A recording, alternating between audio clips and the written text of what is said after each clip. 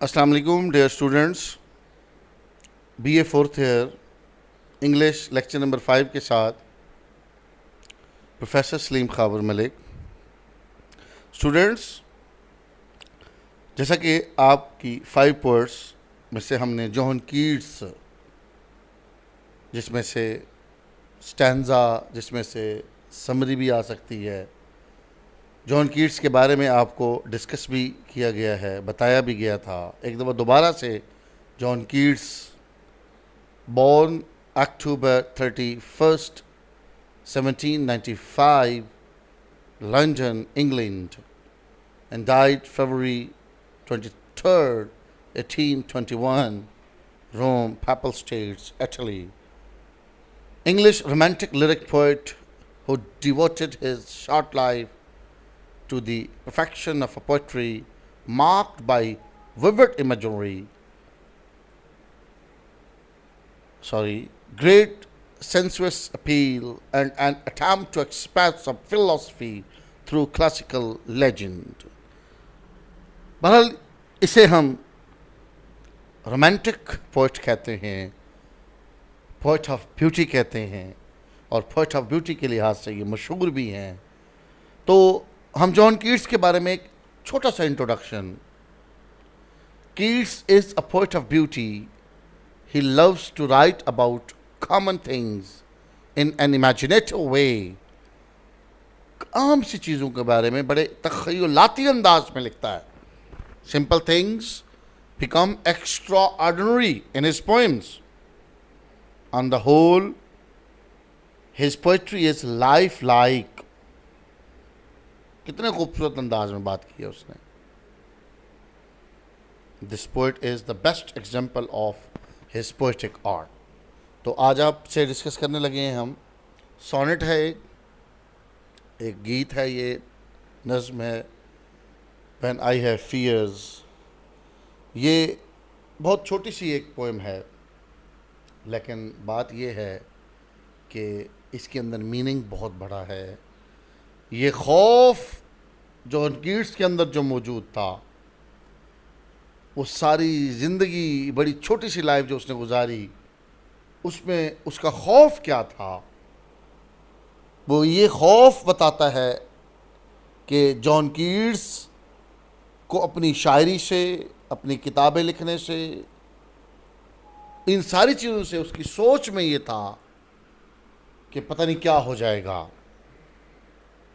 वो शायरी की बहुत सी किताबें और मोहब्बत और शोहरत से लुत्फानंदोज हुए बगैर मर जाएगा, ये उसकी सोच थी. तो ये सोनेट हम डिस्कस करते हैं जी. The sonnet by Keats is a small poem with big message meanings. In this poem, Keats expresses his fear that he might die before he can write volumes of poetry and enjoy love and fame. कहते मैं मर जाऊंगा, मैं मर जाऊंगा, मेरी शोहरत मैं नहीं देख पाऊंगा. और ऐसा हुआ. In a short sonnet he has beautifully summed up the shortness of human life. कि ज़िंदगी जो है कितनी मुख्तसर सी है, वो बताई है. The sonnet prove to be a true prophecy of his death.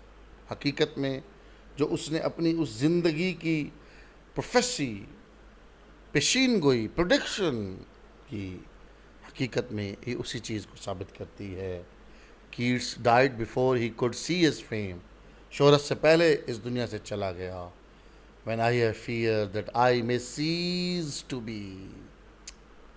क्या बात है. तो एक मुझे किता याद आ रहा है. इंसान को चाहिए कि अपनी औकात ना भूले, गुज़रे हुए जैसे भी हूँ लम्हात न भूले. एक वो हैं जिन्हें किस्सा-ए गम याद नहीं, एक हम हैं कि पहली सी मुलाकात न भूले. तो जॉन कीट्स ने इस सोनेट से जो वाज़े करना चाहा, वो क्या है. Keats wrote this poem at the age of 23 साल की उम्र में लिखी. Even at this early age, he was afraid of an early death. बेचारा बड़ा खौफजदा था कि मैं बहुत जल्द न मर जाऊं. His brain was full of thoughts, उसके जहन में, उसकी सोचों में, उसका जो जहन था, उसकी सोच थी, वो भरा हुआ था, बहुत कुछ उसके दिमाग में था, बहुत कुछ था, जहन उसकी सोचों से भरपूर था। ही हैड वॉन्डस माइंड, उसके दिमाग में जो एक तखयलाती तस्वुराती उसकी जो सोचें थी वो उसके अंदर मौजूद थी। उसके दिमाग के अंदर वो जो आप कह सकते हैं कि मुख्तलिफ चीज़ों से भरा हुआ था। He wanted to be among the greatest poets of the wonderful imaginative talent, but he feared that he should die before he had expressed his thoughts and romantic ideas that he had in. But he thought that he would not be able to achieve his ambition. उसने कहा मैं अपना मकसद को हासिल करने के लिए मैं ऐसा कुछ नहीं सोचता। पहले वो कहता है मैं मर जाऊंगा, लेकिन वो कहता है मैं अपने इस ख्वाहिश के असूल में कामयाब नहीं हो सकता, नहीं हो जाऊंगा। Fear of death always haunted him like a ghost, एक भूत की मानत हमेशा उसके दिमाग पे, उसके सर पे सवार रही। Another ambition of Keats was to enjoy love, एक और भी उसकी सोच थी कि मैं मोहब्बत को लुत्फ़अंदोज़ करूँ, मोहब्बत से लुत्फ़अंदोज़ हूँ। But he felt that an early death would disappoint him in this matter as well. उसने कहा देखें अगर मैं जल्दी मरता हूँ तो मैं इससे भी महरूम हो जाऊँगा, इससे भी मैं रह जाऊँगा। Ultimately, when he thought over these matters with a clear vision, he concluded that fame and love were nothing in this world. हकीकत तो यही है, ये शोहरत, नाम, मोहब्बत ये कुछ नहीं है। Fame and love were temporal and short lived, ये तो मामूली सी हैं। तो कुल्लु नफ्सुन ज़ाइक़तुल मौत, तो हकीकत में हम बीइंग मुस्लिम हमारी ये सोच है कि ये दुनिया, ये सब कुछ एक महज एक डिसेप्शन है, एक धोखा है, ख़त्म हो जाएगा।